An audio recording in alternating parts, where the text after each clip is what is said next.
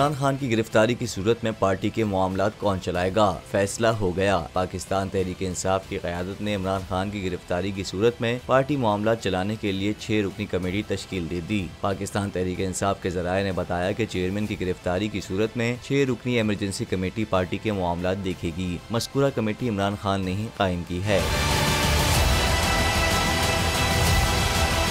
Committee में Shah Mahmood Qureshi, senator Saifullah Khan Niazi, senator आजम Swati, senator Ejaz Chaudhary, मुराद सईद और अली अमीन गंडापुर शामिल हैं। इससे कबल इस्लामाबाद हाई कोर्ट के बाहर मीडिया से गुफ्तगू करते हुए पाकिस्तान तहरीक इंसाफ के रहनुमा सेनेटर शिबली फराज ने बताया था कि हमने इमरान खान की गिरफ्तारी की सूरत में दूसरी और तीसरी क़यादत का प्लान तरतीब दिया हुआ है।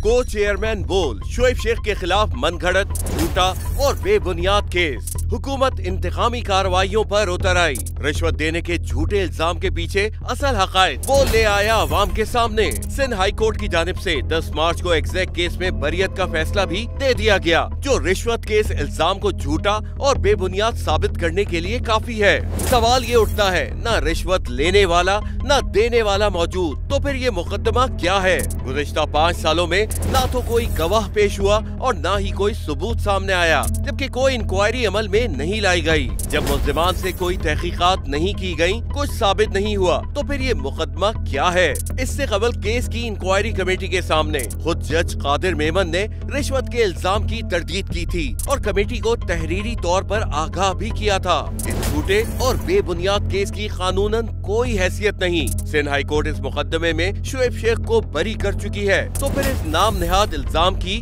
कानूनी हैसियत क्या है? बोल इंसाफ का मुंतजिर है।